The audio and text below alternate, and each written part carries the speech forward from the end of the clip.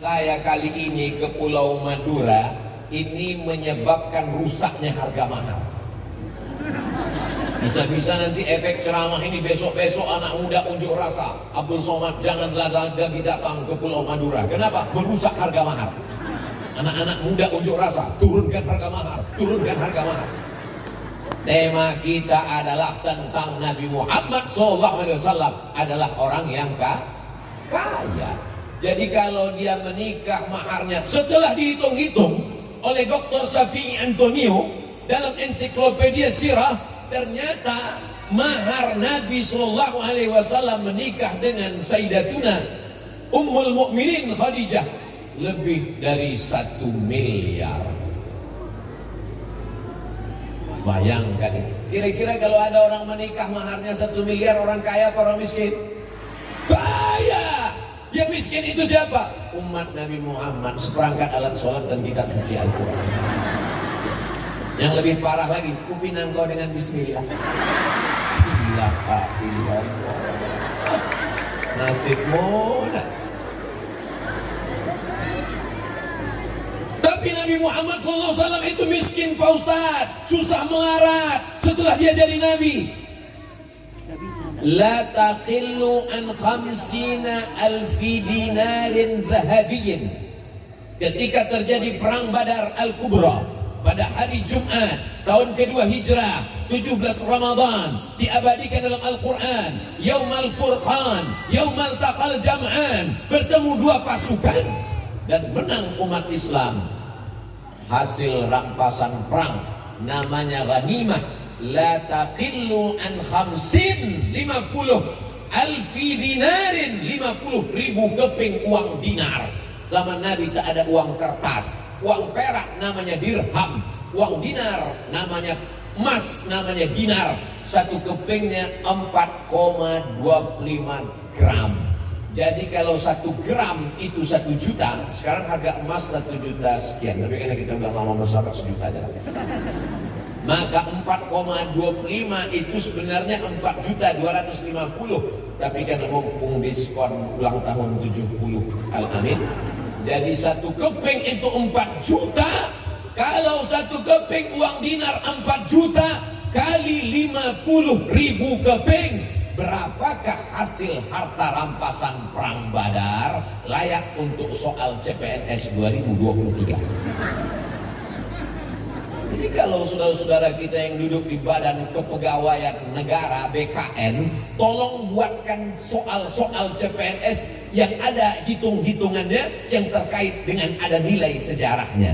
Jika Nabi Muhammad SAW pada perang Badar mendapatkan harta rampasan perang 50.000 keping uang dinar, 1 dinarnya adalah 4,25 gram, 1 gramnya adalah 1 juta. Berapakah harta rampasan perang bergizi, berkualitas, ada nilai agamanya? Setuju?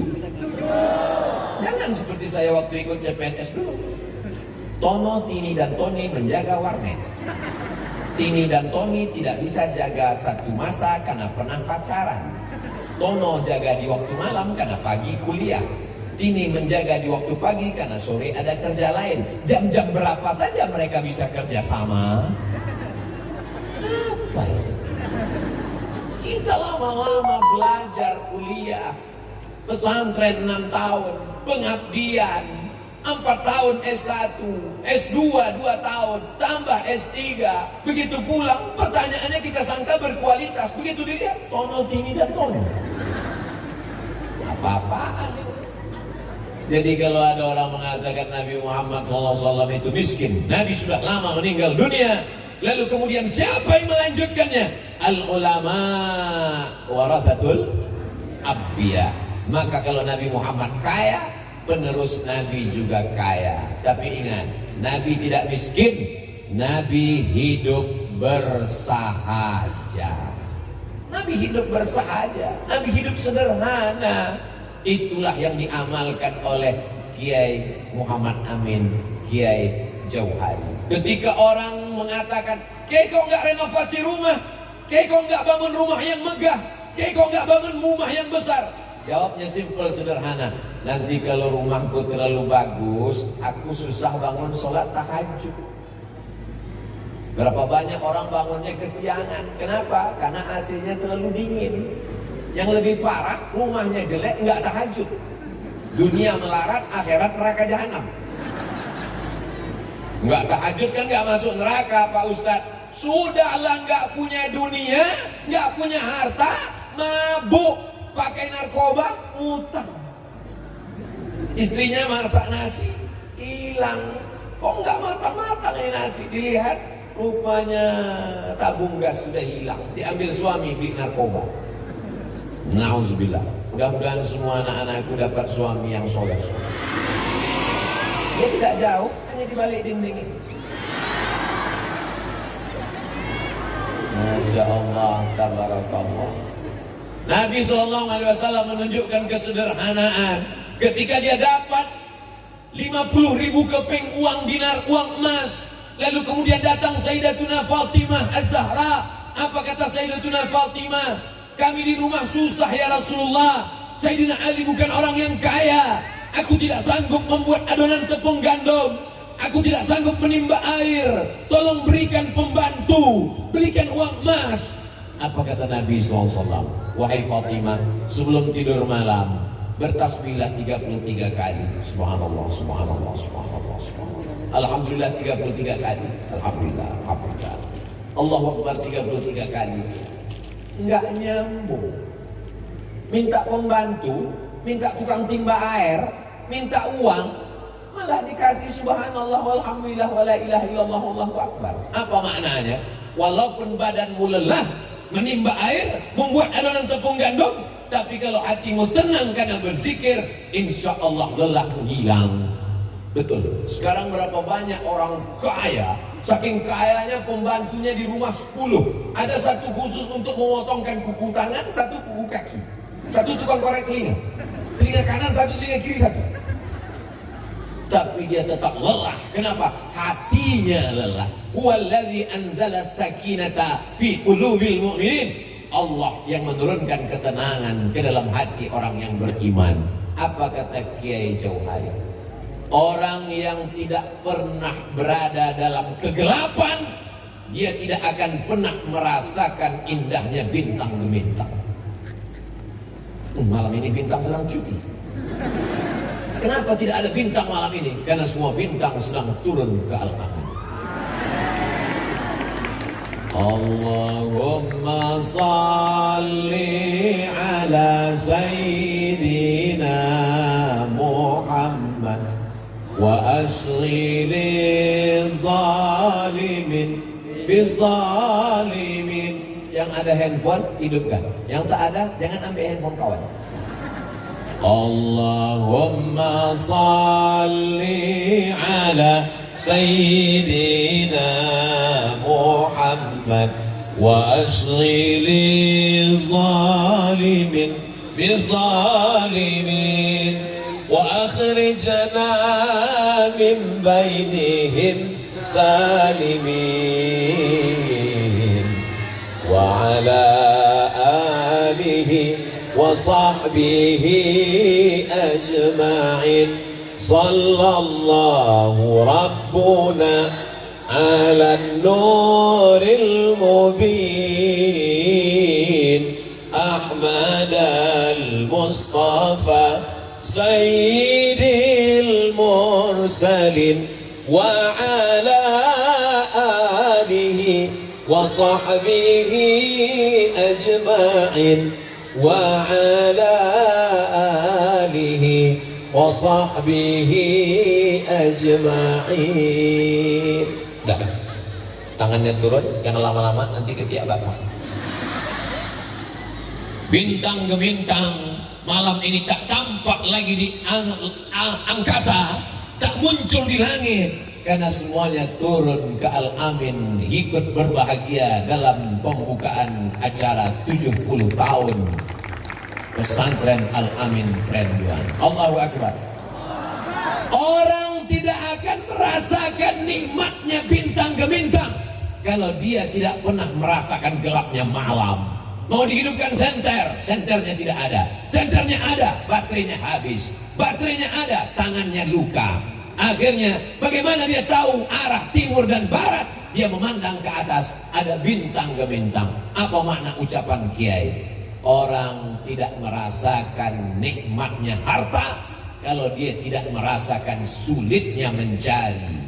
Tetes peluh keringat air mata, hidup dengan penderitaan.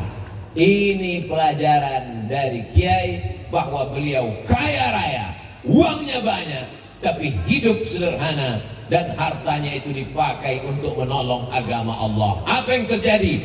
Hari ini 70 tahun sudah, kita masih tetap dapat menikmati ilmunya, barokahnya, sampai hari kiamat tetap mengalir kepada mereka, insya Allah. Amin.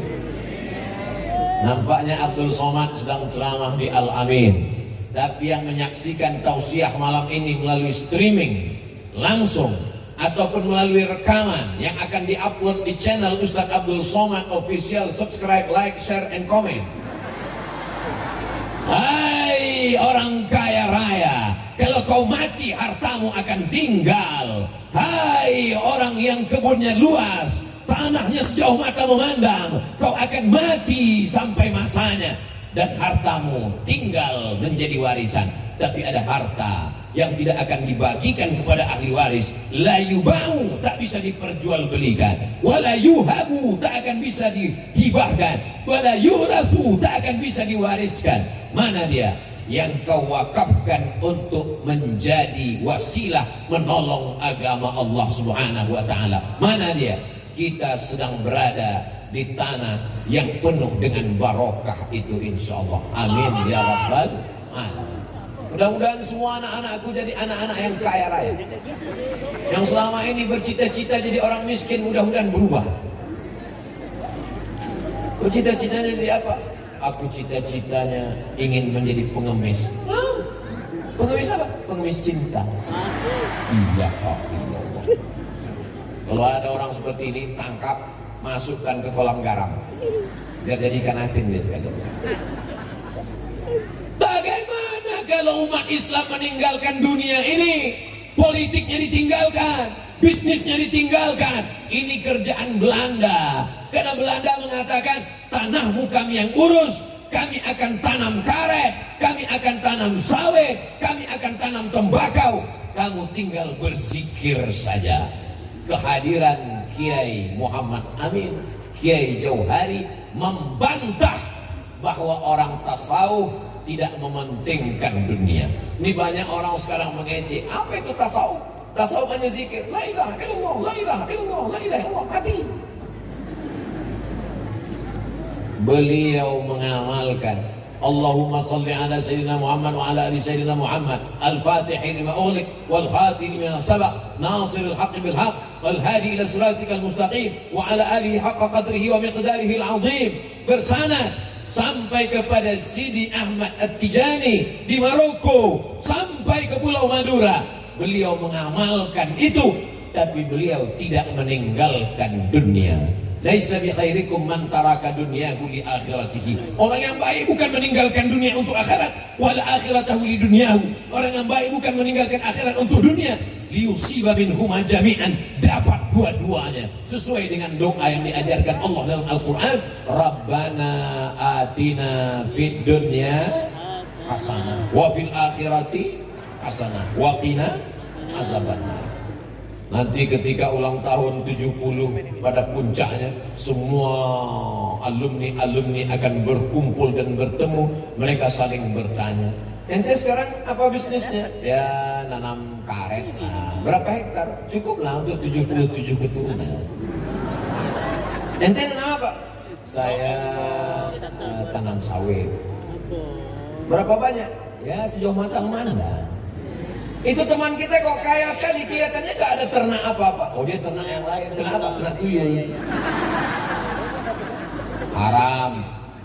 Tidak boleh berhubungan dengan yang tidak diridhoi Allah Subhanahu wa ta'ala. Naha Rasulullah sallallahu alaihi wasallam an thamanil kalbi.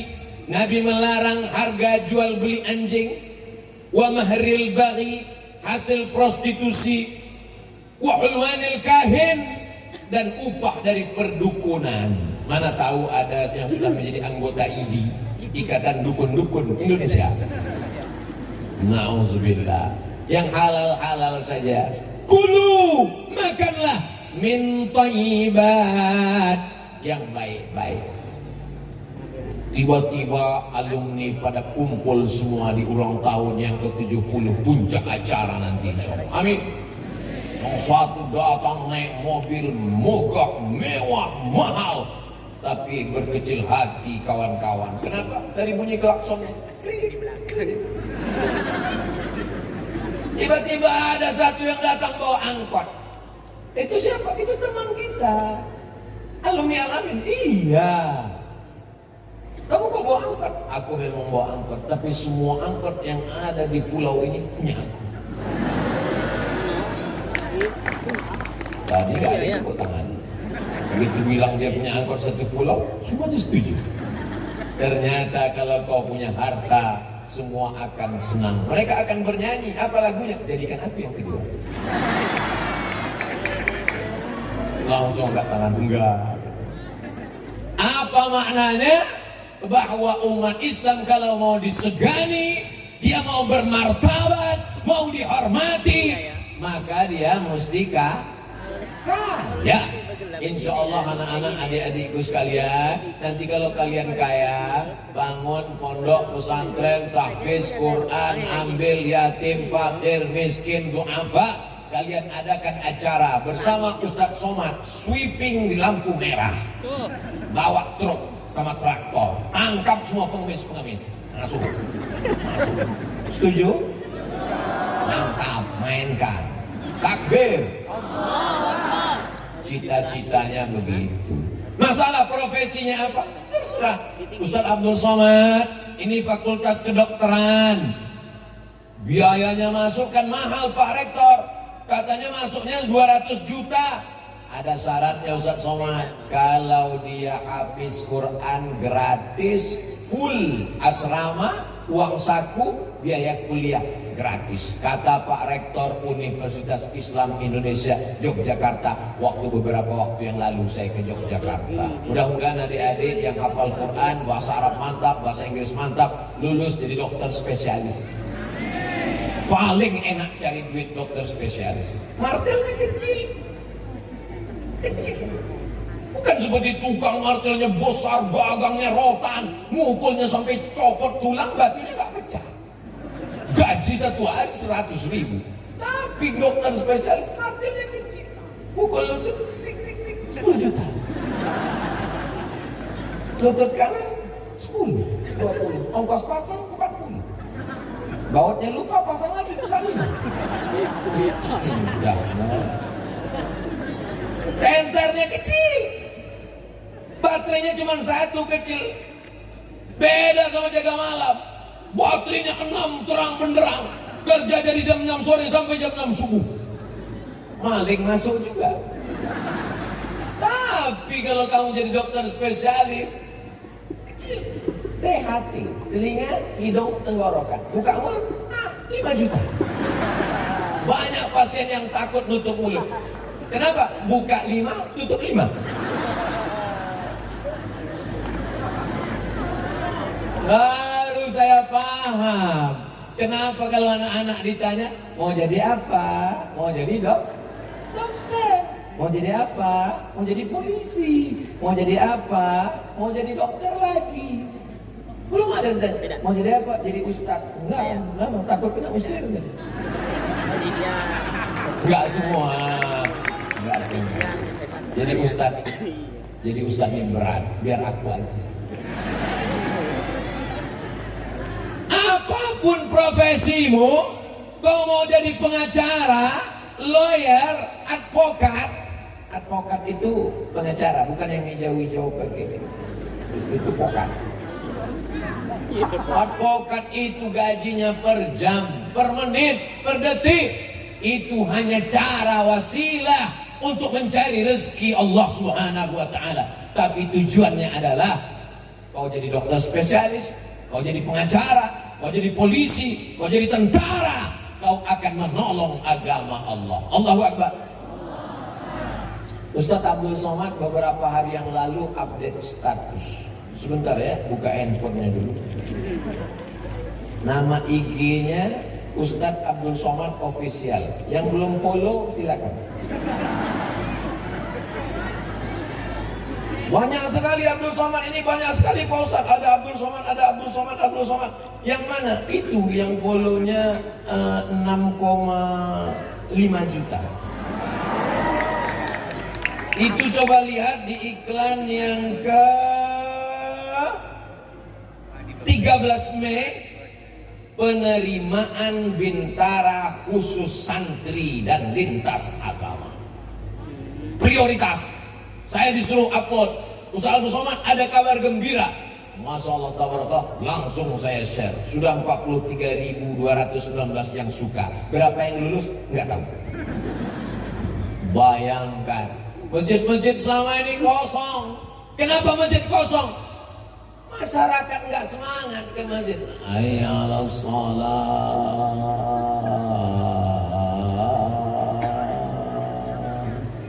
Coba kalau tentara ini yang pulang.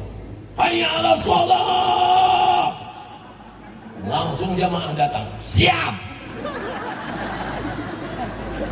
Bangga kita dengan serak. Ada tentara di sana. Insya Allah banyak tentara kita. Bangga kita. Bangga gak tentara pakai baju seragam sholat ke masjid? Bangga.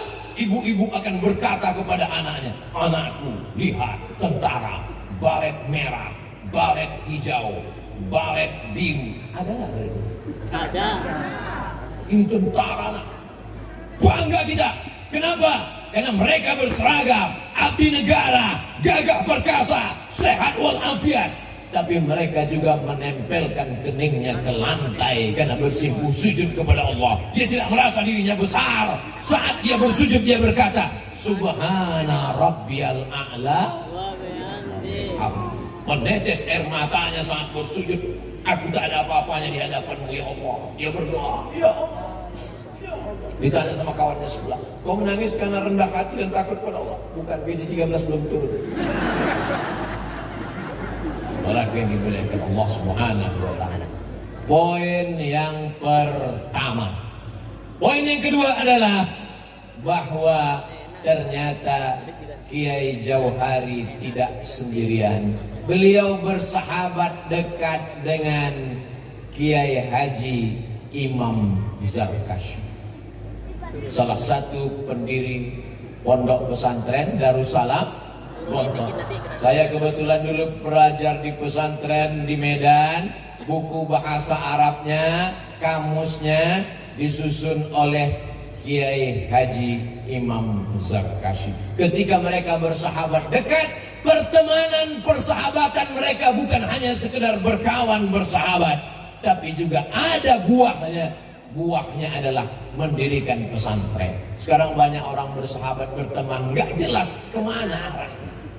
Maka setelah ini tanya, kita ini kan udah lama berteman, iya, mau dibawa kemana hubungan kita? Kalau hanya sekedar teman tertawa, maka sesungguhnya lebih baiklah berteman dengan handphone.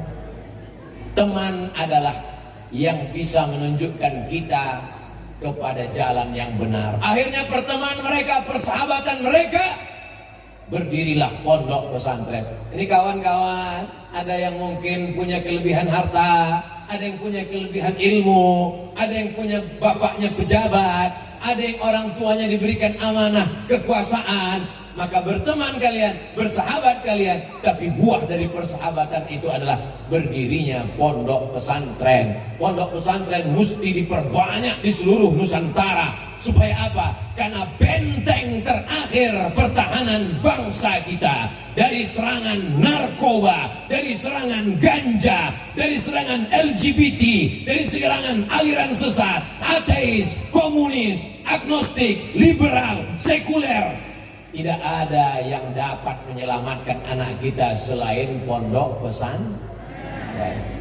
Ustadz Somad menyepelekan anak-anak sekolah yang tidak di pesantren. Masuk jam 8 pagi, pulang jam 12 sore, habis itu dibawa kawannya cabut, pacaran, main ke mall, jalan-jalan, minumannya disuntik dari bawah pakai alat buat ngantuk, maaf, perangsang, Akhirnya terjadilah apa yang terjadi. Nauzubillah, nauzubillah.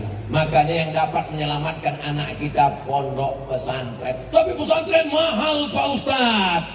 Siapa bilang pesantren mahal? Kalau kalian mau melihat pesantren tidak mahal tapi tidak murahan, datanglah ke Al-Amin Grand 2.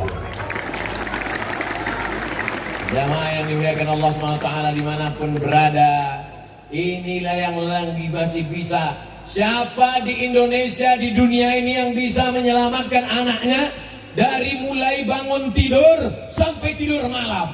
Hanya satu lembaga pendidikan di dunia yang bisa menyelamatkan orang dari bangun tidur sampai tidur lagi, itu adalah pondok pesantren. Karena kiai melihat santrinya sudah tidur, baru dia tidur, dan kiai lebih dulu bangun daripada santrinya. Cara berjalannya, cara makannya, cara pakai sarungnya. Ini saya nih kalau mengikut aturan pondok ini udah kena tulis jasus, udah kena masuk Hizbut Tahrir nih. Ini mestinya masuk ke dalam. Cara ngikatnya udah betul. Apa maknanya? Dari mulai peci, nggak boleh pakai baju kaos, pakai kemeja masuk ke dalam, sarungnya mesti rapi, sorbannya mesti rapi, rambutnya mesti rapi. Diatur di pondok pesantren, jaga pertemanan, persahabatan. Karena buah mangga yang bagus-bagus akan ikut busuk karena dekat dengan mangga yang busuk. Mangga aja bisa busuk, apalagi kamu. Boleh untuk update status besok pagi, jangan sekarang. Nanti statusnya sama sudah. Mangga satu tangkai ada 10, ada yang busuk satu. Bukan yang satu itu jadi baik karena 9, yang 9 itu jadi busuk karena satu. Maka hati-hati dengan pergaulan. Ini banyak orang sekarang bergaul seenaknya saja. Saya termasuk orang yang pilih-pilih bergaul dengan teman. Kenapa? Karena pengalaman di pesantren dulu berteman dengan orang yang tidak baik ini, efeknya luar biasa. Gak usahlah saya ceritakan. Nanti kebetulan kalau mereka dengar ceramah ini dia tersinggung. Aku tuh gua banget. Jamaah, adik-adik yang dimuliakan Allah Subhanahu wa taala. Rajulani, 2 orang. Tahabba fillah, berkasih sayang karena Allah. Ijtama'a alaih, berteman, bertemu karena Allah. Wa tafarraqa alaih, berpisah pun juga karena Allah. Itulah 2 kiai besar yang kemudian anaknya dia kirimkan. Pertemanan mereka tidak hanya pada diri mereka saja, bukan antara Kiai Jauhari rahimahullah, bukan antara Kiai Imam Zarkashi rahimahullah, tapi juga sampai pada anak-anaknya. Apa kata Kiai Imam Zarkashi? Ketiga anak ini bagaikan kelopak bunga mawar yang cantik dan harum semerbak. Itulah dia Kiai Muhammad Tijani, Kiai Idris Jauhari, dan Kiai Maktum Jauhari, seperti 3 kelopak bunga mawar yang harum semerbak.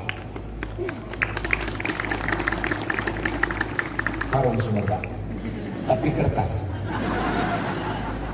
Sekarang bunga mawar kalau yang asli kita letakkan busuk, tidak efektif, mubazir. Itu makanya mesti dibuat bunga yang dari plastik. Akhirnya banyak juga perempuan sekarang ingin tidak busuk, akhirnya wajahnya diisi. Tidak ada di Al-Amin. Itu hanya ada di planet Mars dan Venus. Berapa banyak orang bersahabat karena kepentingan, karena sama-sama di bisnisnya habis, permusuhan. Berteman karena politik, politiknya tumbang, bermusuhan. Tapi kalau bersahabat karena Allah, apa yang terjadi? Sampai kepada anaknya, sampai kepada cucunya. Dan tidak hanya sekedar anaknya dikirim, tapi juga anaknya menikah. Dan hasil pernikahan antara anak para ulama akan melahirkan para alim-alim ulama. Kenapa? Karena darah yang baik akan ketemu dengan darah yang baik. Ada salah seorang laki-laki namanya Mubarak. Dia ditugaskan untuk menjaga kebun kurma seorang hakim di negeri Marwah. Hakim Marwah bertanya kepada laki-laki yang menjaga kebun anggur, "Wahai Mubarak, ya Tuan, tolong ambilkan aku anggur." Dipetikkan anggur, asam. Petikkan satu lagi, dipetik lagi, asam juga. Petikkan lagi. Lama-lama Hakim Marwah marah. "Kamu sudah jaga ini kebun selama 1 bulan. Kenapa tidak tahu di mana kebun anggur yang manis? Kenapa asam tiga-tiganya?" Apa jawab Mubarak? "Tuan menugaskan aku menjaga kebun, bukan mencicipi kebun." Ternyata selama berbulan-bulan dia menjaga kebun itu, tidak ada satupun buah yang pernah dia makan. Akhirnya terpukau Hakim Marwah. Lalu apa kata dia? "Aku belum pernah ketemu orang sejujur kamu, maka aku akan berikan engkau hadiah." "Apa itu Tuan?" "Menikah dengan anakku." "I'm ready." Dinikahkanlah dengan anak hakim. Tapi anakku ini ada masalahnya. Apa masalahnya? Tidak punya mata, tidak punya telinga, tidak punya mulut, tidak bertangan, dan tidak berkaki. Sudah bisa dibayangkan seperti melon atau semangka. Zaman dulu nggak ada pakai pacaran, nggak ada pakai tukar-tukaran gambar, nggak ada kirim-kiriman nomor, nggak ketemu sebelum akad nikah, diakadkan. Setelah akad, lalu kemudian buka pintu kamar, masuk ke kamar pengantin.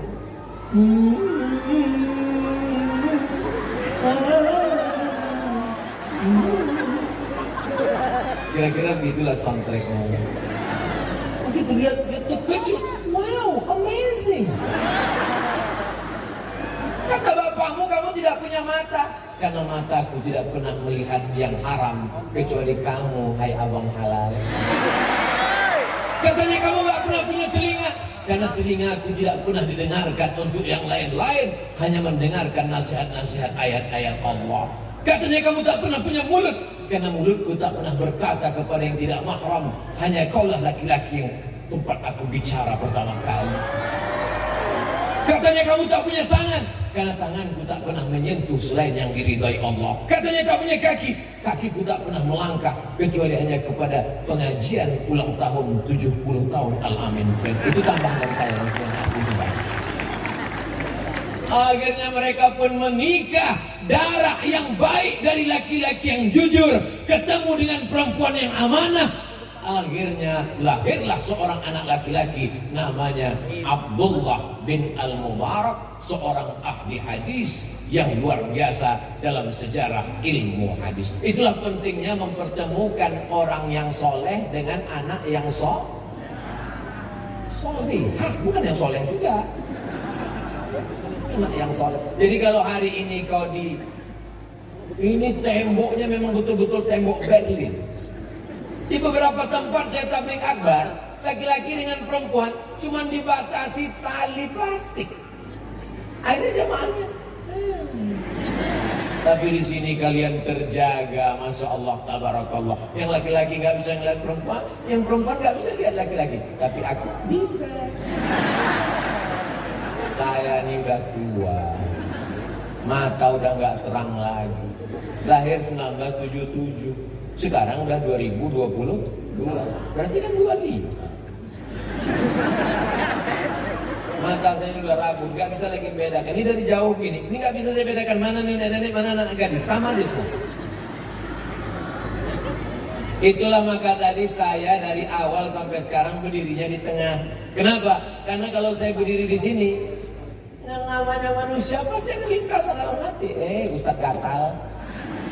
Kalau saya terlalu lama berdiri di sana, nampaknya Ustadz ini udah lain seleranya. Khairul umuri awsatuha. Lebih selamat kalau aku berada di tengah. Apa maknanya? Mempertemukan orang yang baik-baik. Maka saya amat sangat berharap anak-anakku yang baik, yang soleh-soleh ini sampai masanya nanti ketemu dengan yang solehah-soleh. Dari sekarang sudah direncanakan. Masya Allah, angkat tangan mereka semua. Nanti insya Allah, aku tak pernah mencarimu, kamu tak pernah mencari aku. Allah mempertemukan kita. Apa kata dia? So sweet. Untuk sementara nggak usah lu mikir itu, pikirkan aja dulu. Karena Muhammad bin Na'iman fi firashihi wa sa'atu asrun wa layli kulluhu zalaman wa badun laysa fiha illa sawtul harik fi syarif. Kalau macam-macam menggoda pikiranmu, ingin memikirkan perempuan, pas tengah malam terbayang-bayang, tidur tak lelap, makan tak kenyang, hilangkan semua dengan apa? Masuk ke tasrif. Nah,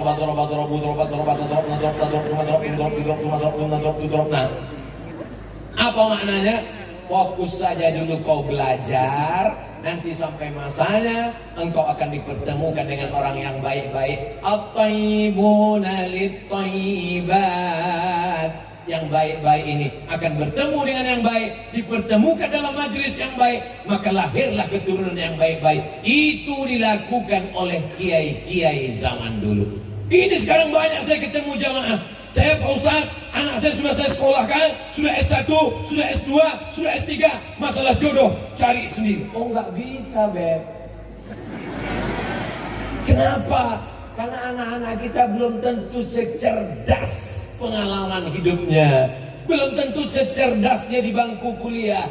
Ini masalah jodoh anak-anak kita ini, maka sedikit banyak kita mesti intervensi. Anak saya masih kecil, tapi udah saya buat beberapa bookingan sudah.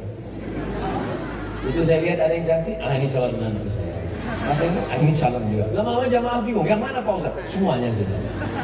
Nanti kita buat fit and proper test. Hafalan Qur'annya, jangan sampai ketika di pesantren jilbabmu panjang, matamu dijaga untuk melihat ke bawah, langkahmu diatur sopan santun tata krama budi bahasa, tapi karena kau salah arah, akhirnya 3 hari menikah pulang ke rumah, rambutmu sudah 3 warna, merah, kuning, kelam. Selama ini kalau ketemu dengan orang tua, Assalamualaikum ayah. Begitu datang 3 hari setelah menikah, hai father, sehat. Ternyata apa yang terjadi? Begitu dilihat tampang suaminya, anting-antingnya 13. 5 di sini, 5 di sini, naik ke sini, 1 di sini. Melihat bibirnya pakai anting, bibir kita pula yang bergerak-gerak. Ustaz Somad, tolong saya Pak Ustaz. Kenapa Bu? Tolong saya Pak Ustaz. Ya kenapa? Ibu jangan nangis terus, nanti saya nangis juga. Anak saya ini saya sekolahkan Pak Ustaz, tamat pesantren. Sekarang dia seperti orang gila Pak Ustaz. Kenapa? Karena suaminya pakai narkoba Pak Ustaz. Salah saya juga dulu, nggak saya arahkan. Ada yang datang ke rumah saya, Ustaz nggak saya terima. Saya mau cari yang SH, saya mau cari MSI, saya mau cari yang tentara, yang duitnya banyak, yang dokter spesialis. Tiba-tiba datang satu meminang SAG, saya tolak. Kenapa? Sarjana alam gaib. Dia sangka kalau kita sekolah agama kita tidak makan. Kau takut anakmu tidak makan hanya karena yang datang itu adalah orang yang menekuni bidang agama. Iyakunu fuqara. Kalau dia susah, yughnihimullah, Allah akan mencukupkan dia. Alam takun ardullahi wasi'ah. Apakah engkau tidak tahu bahwa bumi Allah ini luas? Fatuhajiru fiha. Hijrah sejauh mata memandang, rezeki akan terbuka. Makanya mungkin waktu lajangnya agak macet seret rezekinya, tapi ada rezeki setelah menikah. Mungkin setelah menikah belum datang, ada rezeki ketika sudah punya anak. Ini semua adalah bagian dari bagaimana cara mengatur kehidupan. Dan ini dapat kita ambil pelajaran dari Kiai Muassis, pendiri Pondok Pesantren Al-Amin Prenduan. Berikutnya pelajaran yang ke... Tadi saya mulai jam berapa tadi ya? Tadi saya mulai jam 8:30. Sekarang sudah jam 9.15. Berarti waktu kita ada 15 menit lagi, karena sesuai kode etik, sesuai yang tertulis di botol 600 ml. Pelajaran yang ketiga, mereka mengirimkan anaknya kemana? Universitas Islam Al-Madinah Al-Munawwarah. Yang satu lagi dikirim kemana? Universitas Al-Azhar Kairo, Mesir. Sampai ketika almarhum Kiai Haji Muhammad Tijani meninggal dunia, namanya masih terdaftar di S3 Al-Azhar, jurusan tafsir Fakultas Usuluddin. Artinya apa? Gantungkan cita-citamu setinggi bintang di langit, tapi kakimu tetap nginjak ke bumi. Jangan sampai kakimu ikut gantung, nanti kau hantu. Jadi saya dulu waktu sekolah, saya tulis di buku kelas, saya tulis Profesor Abdul Somad, Profesor Dr. Abdul Somad. Waktu masih di pondok, teman saya berbisik, "Mat, jangan tulis kayak gini." Kenapa? Aku takut nanti kau gila. Sampai sekarang saya gak gila. Tadi disebut oleh protokol Ustadz kita, Pak Kiai juga menyebut lengkap selengkap-lengkapnya, Profesor dari Universitas Islam Sultan Syarif Ali Brunei Darussalam, visiting professor tahun 2020. Doktor dari Universitas Internasional Antarabangsa Selangor, Malaysia. Syekh dikasih Habib Lutfi bin Yahya waktu sowan ke beliau. Jangan panggil lagi Ustadz, ini panggil Syekh. Terus sekarang kok tetap Ustadz? Saya takut panggil Syekh. Ada beberapa orang di kampung saya, namanya terlalu berat, akhirnya demam. LC singkatan dari licence, bahasa Arabnya ijazah. Orang ini sudah mendapatkan ijazah untuk mengajarkan agama Islam dari Al-Azhar Mesir. MA, Master of Art di Maroko, namanya DESE, Diplôme Études Supérieures Approfondies, bahasa Prancis. Tidak saya pakai DESE karena pas ditulis di kampung jadi desa. PhD, PH itu filosofi, D-nya doktor, Doctor of Philosophy, sama dengan Kiai. Beliau senior saya dari Universitas Islam Omdurman, Islamic University Omdurman di Sudan. Lengkap semuanya. Itu pun diusir orang juga. Apa maknanya? Jadi Ustadz ngomong ini sebetulnya Ustadz mau sombong, mau angkuh untuk membangkitkan semangat anak-anakku supaya sekolah. Karena kiai-kiai pendiri ma'had ini mengirimkan generasinya sejauh mata-mata. Kalau hanya sekedar untuk mimpin pondok, ngapain mereka kirim anaknya jauh-jauh berpisah? Emang di Mesir mudah, senang belajar? Bayangkan tinggal di asrama, belajar 4 tahun. Mereka sabar, anak kiai dengan penuh segala macam kesulitan kehidupan, tetap ngantri, tetap naik bis, tetap macam-macam kesulitan dihadapi. Apa? Penggemblengan diri. Kitab Sahih Bukhari yang ada di Pulau Madura sama dengan Sahih Bukhari yang ada di Mesir. Kitab Riyadhus Shalihin yang ada di Indonesia sama dengan Riyadhus Shalihin yang ada di kota Madinah Al-Munawwarah. Lalu kenapa mesti belajar jauh? Bukan masalah baca kitabnya, tapi belajar hidupnya. Anak-anak ini mesti belajar hidup. Itulah maka dikirim mereka sejauh mata memandang.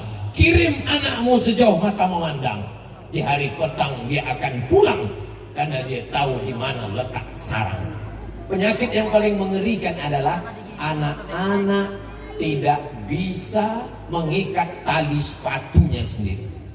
Saking kan ibunya saya, neneknya saya, ngikat tali sepatunya pun dia nggak bisa. Ini Masya Allah, besar sekali TV-nya. Ngikat tali sepatu pun nggak bisa. Tapi kalau dia dikirim ke Madinah, dikirim ke Ummul Qura Makkah, dikirim ke Al-Azhar Mesir, dikirim ke Omdurman Sudan, dia belajar hidup, belajar satu rumah, belajar belanja, belajar masak. Generasi ada 3. Pertama generasi pejuang, yang kedua generasi penikmat, yang ketiga generasi penghancur. Jangan biarkan generasi kita menjadi penikmat. Itulah kalau ada di antara adik-adik sekalian, bapaknya mampu, ibunya mampu. Kenapa aku dikirim ke pesantren? Kenapa aku mesti belajar ke Mesir? Karena mereka sayang dengan kamu. Mereka tidak ingin kamu menjadi generasi penikmat yang akan merubah menjadi generasi penghancur. Berapa banyak pondok pesantren hancur? Kenapa? Kehilangan kader. Karena anak-anak pendiri tidak pernah digembleng dengan pendidikan yang luar biasa. Ini pelajaran ketiga yang diambil dari kiai-kiai pendiri Al-Amin. Pelajaran yang keempat. Sampai berapa nih Pak Ustaz? Sampai 5 saja. Kenapa? Rukun Islam 5. Nanti kalau ada yang nyampaikan 6, rukun iman 6. Kalau ada yang nyampaikan 7, karena tawaf 7 kali. Kalau ada yang mengatakan 8, nggak tahu. Pelajaran yang keempat adalah bahwa setelah melambung sampai ke atas, menjadi kiai, menjadi doktor, menjadi mudir, tidak membuat mereka merasa di atas awan. Mereka adalah orang-orang yang merendahkan dirinya. Kalau tidak dijelaskan ke saya tadi, ini adalah kiai sepuh kita, ini adalah mudir kuliatil muallimin, ini adalah pengasuh. Saya tak tahu. Pakaiannya sama, kukunya sama, sarungnya sama. Kiai di tengah kesibukannya sempat menyempatkan diri waktu untuk terbang ke Surabaya. Dari Surabaya ngantar lagi kemari. Selama di Surabaya kenalan dengan orang, dengan entengnya nanya, nama bapak siapa? Nama saya ini. Boleh minta nomornya pak? Dalam hati saya, ngapain minta nomor? Merendahkan diri, merendahkan hati. Ini yang paling sulit sekarang. Saya melihat dengan mata kepala saya sendiri. Insya Allah kerendahan, ketawaduan ini menular juga ke anak-anakku sekalian, insya Allah. Amin. Ustaz Somad ngomong tawadu, ngomong rendah hati, tapi bajunya bagus, kain sarungnya mahal. Hadiah dari sponsor yang tadi dibacakan satu persatu. Ustaz Somad ngomong katanya mesti rendah hati, dia sendiri berdiri di atas membelakangi kiai-kiai. Saya sudah izin. Tadi kan sebelum saya izin kiai, silakan kata mereka. Habis itu 10 jari saya angkat, 11 sama kepala saya. Mereka bilang, iya oke, jalan. Seandainya pas saya angkat tadi mereka bilang enggak, katanya. Paksa saya ngomong ceramah begini. Artinya apa? Kita mesti menjaga akhlak. Makanya Nabi Muhammad SAW tidak dipuji Allah. Hai Muhammad SAW yang kakinya bengkak karena sholat malamnya panjang. Hai Muhammad SAW yang keningnya hitam karena sujudnya lama. Nah, tapi apa kata Allah? Wa innaka la'ala khuluqin azim. Akhlak, budi pekerti. Begitu bersalaman dengan kiai-kiai, dengan sahabat-sahabat dari Iqbal, alumni-alumni Al-Amin yang jauh titelnya lebih tinggi, ilmunya lebih banyak, semua mereka menundukkan kepala. Melihat mereka menundukkan kepala, saya tundukkan pula kepala saya. Mereka mau cium tangan saya cium pula tangan mereka. Akhirnya kepala kami belagak. Jangan ketika ada orang yang lebih tinggi darimu, usianya, ilmunya, engkau dengan bangga angkuh sombong. Karena sesungguhnya kesombongan adalah la yadkhulul jannata, tak masuk surga, man kana fi qalbihi, siapa yang dalam hatinya mithqal habbatin min khardalin min kibrin, ada sombong sebesar biji sawi. Saya tidak belajar tentang tawaduk dari buku, tapi di Al-Amin saya belajar dari kiai-kiainya. Sebelum kemari saya sudah bertemu dengan para ulama, kiai-kiai sepuh, orang-orang yang lebih kita dahulukan, keilmuan mereka, tentang hafalan mereka, tapi kita tertawan karena ketawaduan mereka. Mudah-mudahan kita sampai anak cucu kita tawaduk, insya Allah. Amin. Pak Ustadz itu teman saya tawaduk, Pak Ustadz. Kalau Ustadz ceramah dia memandang ke bawah terus, itu bukan tawaduk, ngantuk. Pak Ustadz itu teman saya tawaduk, Pak Ustadz. Tawaduk gimana? Dia kalau acara ngapal apa itu kata dia nggak mau banyak-banyak, nanti aku sombong. Itu bukan tawaduk, itu malas. Tawaduk adalah setelah berprestasi. Tawaduk adalah setelah hafalannya banyak. Tawaduk adalah setelah sekolahnya berhasil. Tawaduk adalah setelah kaya raya. Tapi kemudian dia merendahkan dirinya karena dia merasa bahwa ini semuanya datang dari Allah. Ketika ditanya, ini punya engkau? ini prestasi engkau? Dia berkata, la haula wala quwata illa billah. Itu setelah berhasil. Jangan lari dari pondok. Kamu sekarang gimana? La haula wala quwata illa billah. Ini namanya mazhabnya Jabar ya. Jabar, terpaksa. Bukan Ahlussunnah wal Jamaah. Ahlussunnah wal Jamaah itu ahlul ikhtiar, mesti ada usaha. Adapun mereka ini tidak mau berusaha sama sekali. Ketika ditanya, kenapa nggak naik kelas, kenapa nggak berprestasi, kenapa nggak lulus, serahkan semuanya pada Allah. Kalau kebetulan suami ibu ada orang model seperti ini, jangan marah, jangan kelahi. Besok kalau ditanya, kamu nggak kerja, kamu nggak ngurus usaha kita, kamu nggak nyari nafkah, dia bilang serahkan aja sama Allah. Ibu diam aja. Nanti kebetulan jam 12 azan zuhur, dia lapar, dia nanya, "Ma, makan siang mana?" Serahkan sama Allah. Allah akan memberikan rezekimu ketika engkau bertawakal seperti seekor burung. Lau tawakkaltum 'alallah haqqa tawakkulih. Kalau kau benar-benar bertawakal kepada Allah seperti tawakalnya seekor burung, la razaqakum kama ruziqat tayr. Kamu akan diberi rezeki seperti seekor burung. Bagaimana? Taghdu khimasan, terbang dari sarang dalam keadaan perut kosong, wa taruhu bitanan, pulang dalam keadaan perut kenyang. Burung tidak pernah berpikir, nanti kalau aku terbang dapat makan atau enggak ya? Padahal cara dia mencari makan cuma dua. Satu dengan paruhnya, satu dengan tangannya, satu dengan cekernya, satu dengan kakinya. Sampai hari ini belum ada burung yang cari makan pakai akun Instagram. Yang dia pakai adalah paruhnya, yang dia pakai adalah cekernya.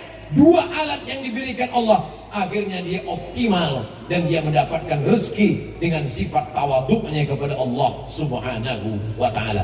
Yang terakhir, yang kelima, barokah doa. Doa para ulama.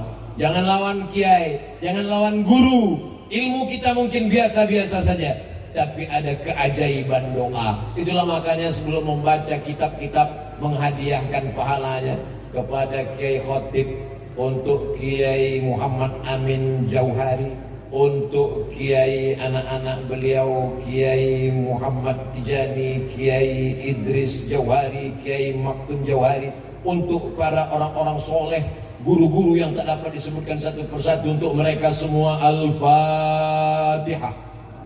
A'udzubillahi minasyaitonirrajim. Bismillahirrahmanirrahim. Alhamdulillahirabbil alamin. Arrahmanirrahim. Maliki yaumiddin. Iyyaka na'budu wa iyyaka nasta'in. Ihdinas shiratal mustaqim. Shiratal ladzina an'amta 'alaihim ghairil maghdubi 'alaihim waladdallin. Amin.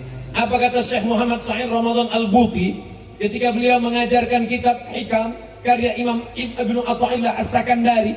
Ada kalimat hikam itu yang sulit aku fahami, tak bisa aku selesaikan. Tapi begitu kubacakan Al-Fatihah kepada Imam Ibnu Athaillah As-Sakandari, tiba-tiba ilham datang. Inilah barokah guru. Makanya jangan pernah melawan guru. Ada orang yang ilmunya banyak tapi barokahnya tidak ada. Makanya kadang kita heran, ngajinya mungkin 5-10 menit, tapi bacaan Al-Fatihah untuk fulan, untuk fulan, untuk fulan, bertawassul. Ya ayyuhalladzina amanu taqullah, takutlah engkau kepada Allah, wabtaghu ilaihil wasilah, bertawassul kepada Allah. Saya yakin dan percaya bisa mengumpulkan sebanyak 9.000 santri dengan orang-orang berbagai macam latar belakang pendidikan. Kita bisa berkumpul malam ini adalah barokah dari para kiai-kiai yang tulus ikhlas itu, insya Allah. Amin. Tapi mereka kan udah ninggal Pak Ustadz. Orang ninggal itu kan putus amalnya Pak Ustadz. Mereka kan nggak bisa beramal lagi Pak Ustadz. Waktu Nabi Muhammad sallallahu alaihi wasallam Isra Mi'raj, Nabi naik atas burak, lalu beliau memandang ke bawah. Dia lihat Nabi Musa sedang sholat dalam kuburnya. Nabi bertanya kepada Jibril, "Hai Jibril, itu siapa?"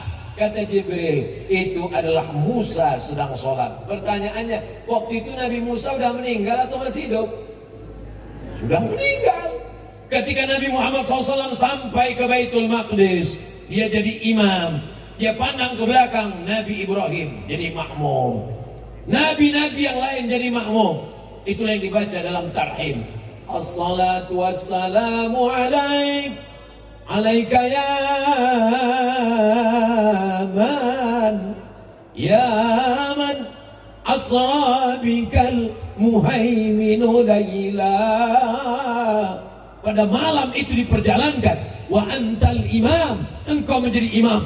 Makmumnya adalah nabi-nabi. Pertanyaannya, waktu Nabi Muhammad jadi imam di Masjidil Aqsa, makmumnya nabi-nabi. Nabi-nabi itu masih hidup atau udah meninggal?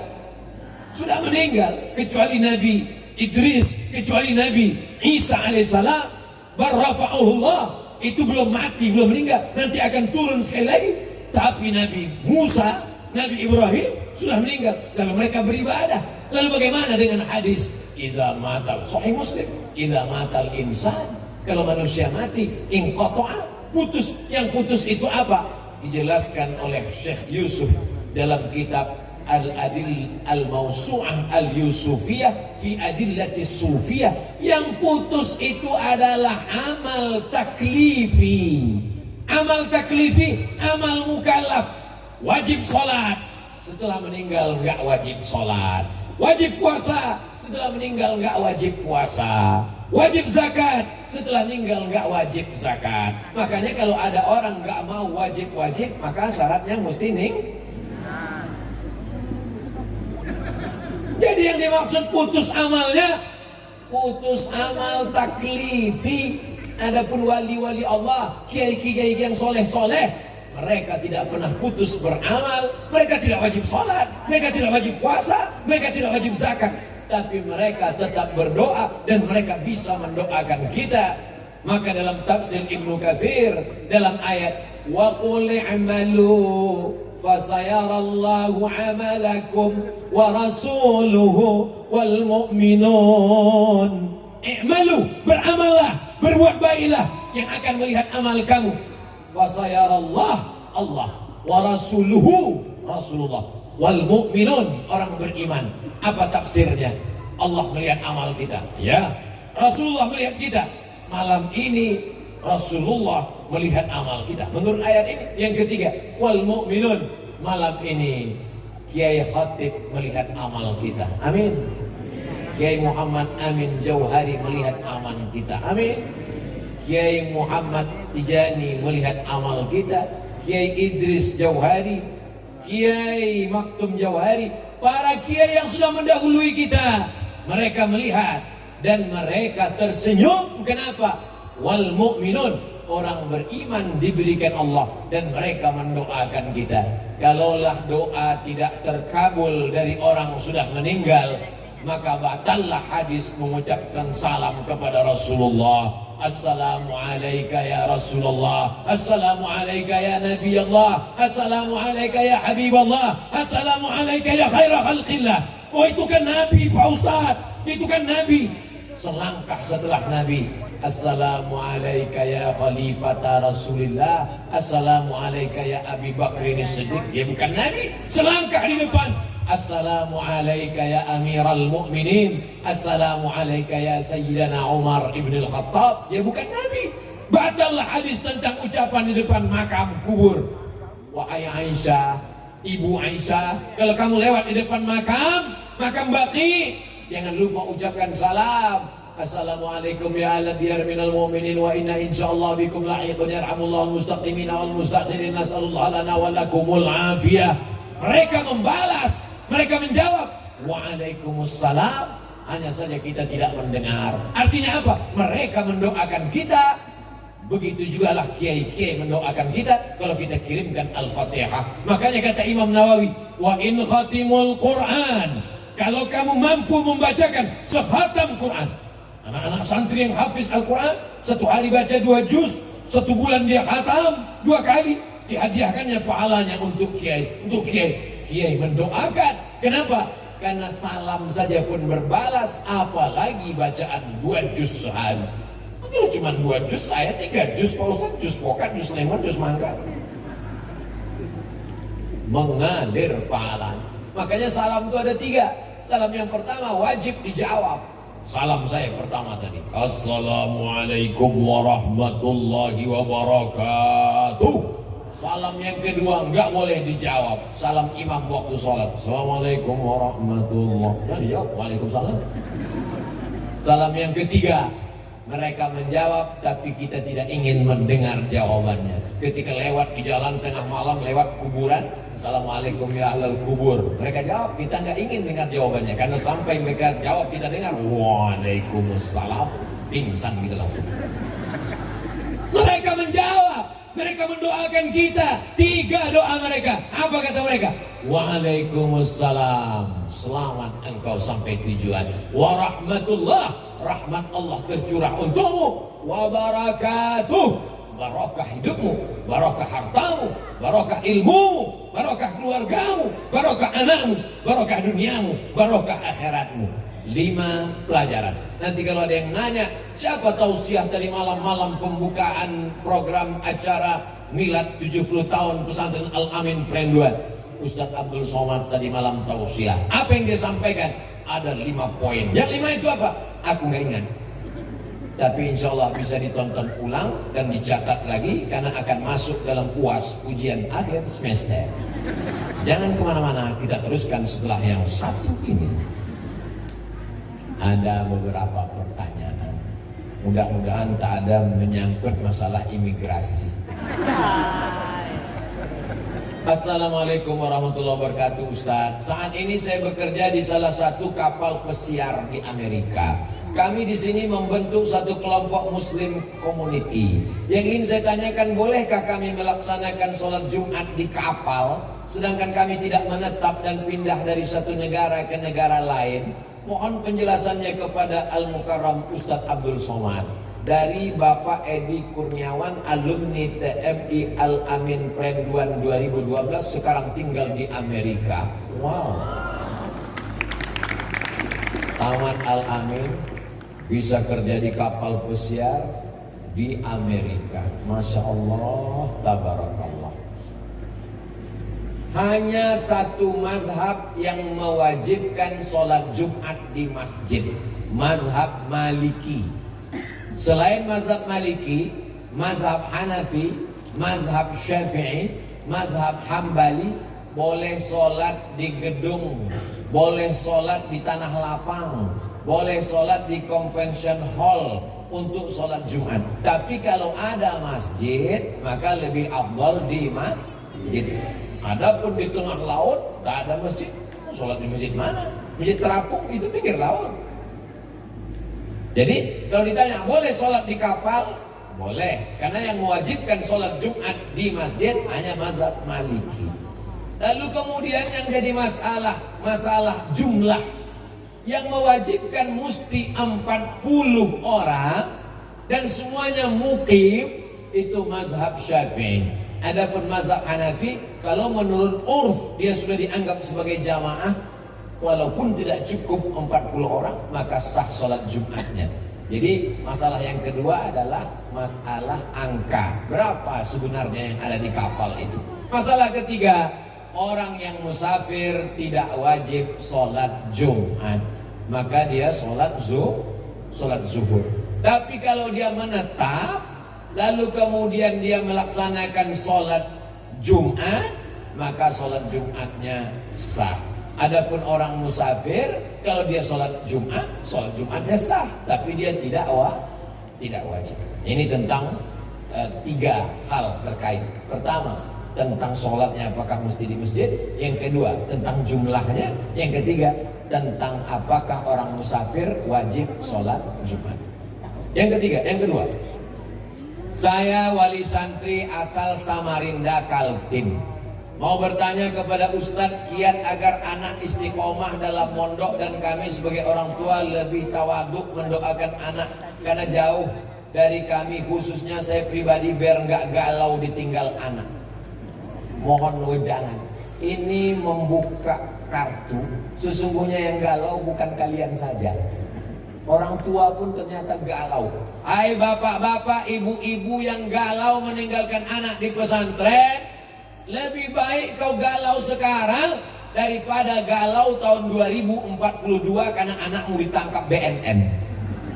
Lebih baik nangis sekarang daripada nangisnya tahun 2042 gara-gara anakmu kena penyakit masyarakat pekat. Nah, jadi kalau datang begitu, kuat-kuat hati, sabar-sabarkan hati, jangan nangis. Kalau melepas anak di pesantren Al-Amin, tepuk bahunya, kasih semangat. Belajar di sini, serius, bacakan selawat, bacakan doa. Kalau mau nangis, nanti setelah sampai Suramadu, nangis. Cari di bawah jembatan tuh nangis. Jangan di sini nangisnya. Itu membuat anak jadi down. Ustaz Somad, istri saya pulang dari pondok nangis, matanya hampir sebesar bakso. Ini jamaah mandu ke saya. Akhirnya saya nasihati seperti Ustaz ceramah. Kamu jangan nangis. Lebih baik nangis sekarang daripada anakmu nangis nanti karena dia hamil di luar nikah. Mohon maaf. Lebih baik nangis sekarang karena dia pondok daripada nanti dia kena narkoba. Terus gimana Pak? Habis itu istri saya bangun mengatakan, kamu enak aja ngomong, yang ngandung aku. Habis itu gimana Pak? Kalah saya Pak Ustaz. Jadi sebenarnya ayah dan ibu kalian, jadi jangan pernah merasa kalau di pondok itu terbuang. Ini banyak anak di pondok, pas mau tidur malam mikir, jangan-jangan aku ini anak adopsi ya. Justru karena mereka sayang lah maka kau ada di pesantren. Kalau nggak sayang, dibelikannya rumah mewah, dibuatnya engkau satu kamar, ada tempat main game online PlayStation, dibelikannya TV sebesar ini untuk main, Mobile Legend. Habis itu kau pun jadi hantu kuntilanak gundurwo. Kalau dia sayang, dia akan kirimkan engkau sejauh mata memandang supaya kau menjadi anak yang soleh dan soleha. Insya Allah ini semua adalah anak-anak yang soleh dan soleha. 3. Bagaimana hukumnya apabila hasil orang tua yang bekerja sebagai sopir yang sholatnya sering ketinggalan, uang hasil sopirnya dibuat biaya anaknya yang sedang mondok di pesantren. Hasil dari korupsi, dari haram, dibelikan ke uang, dibelikan ke beras, uangnya dikirim ke pondok, lalu kemudian duit haram itu dimakan, lalu kemudian menjadi setetes darah. Darahnya masuk ke jantung, dari jantung disemprotkan naik ke otak. Ayatnya semua hafal. Nasiyatin kadzibatin khoti'ah. Ubun-ubun kazibatin, pembohong, khoti'ah, pelaku dosa, pembuat kejahatan. Kenapa ubun-ubun? Karena otak inilah yang memerintahkan. Jangan heran kalau ada anak yang otaknya jahat, salah satu penyebabnya adalah makan haram. Jadi kebetulan di sini Pak Sopir, kamu tetap bisa sholat Pak Sopir. Maghribnya nggak bisa, sholatnya isya nanti jamak takhir. Maghribnya 3, isyaknya 2. Zuhurnya bisa jamak takdim, zuhur 2, asar 2. Bisa jamak takhir, asar 2, isya 2. Jadi tidak ada alasan Pak Sopir untuk tidak sholat.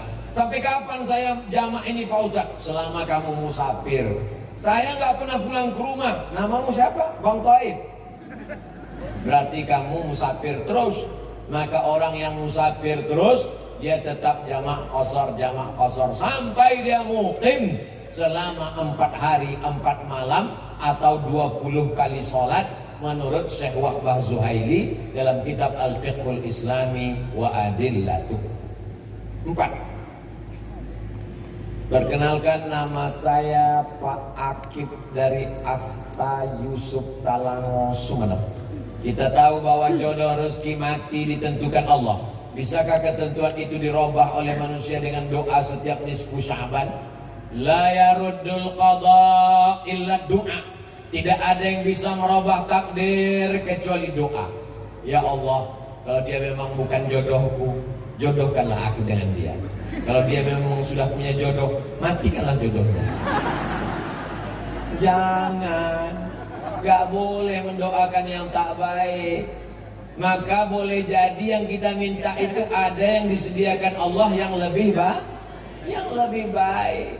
Tapi berdoa minta nama boleh. Mana dalilnya doa minta nama boleh? Oh, Nabi pakai nama. Allahumma a'izzal islama bi umarain. Tolonglah Islam ini dengan dua Umar. Umar bin Khattab atau Umar bin Hisham. Umar bin Khattab atau Umar bin Hisham. Umar bin Hisham itu siapa Pak Ustaz? Abu Jahal. Nama kerennya Abu Jahal. Nama medsosnya. Nama aslinya Umar bin Hisham. Nama aslinya Abdul Uzza. Nama FB-nya Abu Lahab. Jadi mereka namanya macam-macam. Siapa yang ceramah tadi? Ustaz Abdul Somad. Oh enggak, yang ceramah UAS. Sama. Itu juga orangnya. Jadi doa bisa merubah. La yaruddul qada illa doa. Tapi doa takdir itu ada dua. Ada takdir mubram, ada takdir muqayyad. Maka kita tak tahu yang mana, kita disuruh berdoa. Apa kata Umar bin Khattab? Aku tidak tahu doa ini terima Allah atau tidak, tapi aku tetap berdoa karena doa adalah ibadah. Ini banyak orang sekarang habis sholat gak mau berdoa lagi. Assalamualaikum warahmatullahi wabarakatuh. Pas ditanya, ente gak berdoa? Apa doa yang lama belum makbul, masa tambah lagi? Berdoa. Allah tidak akan pernah bosan mengabulkan doa, sebagaimana kita tidak pernah muak berdoa. Ud'uni astajib lakum. Orang yang tidak mau berdoa adalah orang yang sombong. Orang yang sombong tak mendapatkan rahmat Allah Subhanahu wa ta'ala. Bahasa lugasnya, bisakah takdir mubram diubah oleh doa seorang mukmin? Mohon dalil dan penjelasannya. Kita tak tahu mana yang ketetapan Allah muqayyad mubram. Kita serahkan pada Allah. Puncak dari setelah doa adalah ridha. Aku ridha menerima ketetapan Engkau. Raditu billahi rabba wa bil islami dina. Ada yang lebih tinggi daripada surga. Ketika orang sudah masuk surga, ditanya Allah Ta'ala, ya ahlal jannah, madza turidun? Hai penghuni surga, kamu mau apa? Penghuni surga menjawab, ada satu yang kami belum dapat ya Allah, ridhaka. Itulah mengapa kita selalu berdoa, Allahumma inna nas'aluka ridhaka wal jannah. Boleh jadi tidak sampainya keinginan kita karena Allah menginginkan ridho. Bagaimana cintanya Qais kepada Laila, sampai-sampai Qais gila. Akhirnya Qais disebut dengan Laila Majnun, crazy, tergila-gila. Sampai satu saat dia ditanya, Qais, Al-Laila turidu amid dunya wa ma fi tawayaha. Qais, kamu pilih mana? Pilih Laila atau dunia beserta isinya? Apa kata Qais? La ghubaru ni'aliha ahabbu ilayya wa ashfa li balwaha. Debu yang menempel di sendal Laila lebih kucinta daripada dunia beserta isi.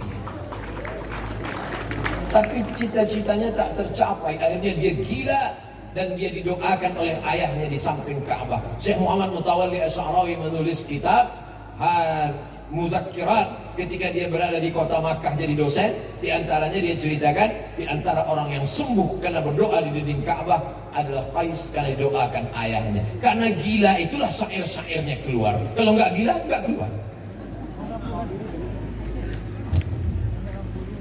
Ustadz Abdul Somad yang senantiasa dijaga Allah, saya mau tanya, apa hukum rambut apabila sudah jatuh dari kepala? Apakah disebut juga dia sebagai aurat, Pak Ustadz? Makasih. Kalau kita melihat rambut panjang, bagaimana kita tahu itu rambut laki-laki dan rambut perempuan? Karena laki-laki juga gondrong rambutnya. Maka kalau besar kemungkinan dapat rambutnya itu adalah di pesantren lil banat, semuanya perempuan, maka itu jenazah kalau meninggal dunia, maka menurut mazhab Syafi'i tetap batal wudhunya kalau disentuh oleh orang yang tak mahram. Maka kedudukan bulu rambut dengan kulit tidak beda antara orang yang sudah meninggal dengan orang yang hidup. Tapi kalau ada qarinahnya, dari antara qarinah itu adalah kalau dapat dipastikan 99,9% memang itu punya perempuan. Tapi kalau tak dapat dibedakan, maka ma ja'alallahu alaikum, Allah tidak menjadikan agama ini min haraj. Allah tidak mempersulit kita. Jadi jangan nanti sibuk adik-adik main bola tiba-tiba nggak jadi nendang. Kenapa? Ini ada rambut, laki-laki apa perempuan mah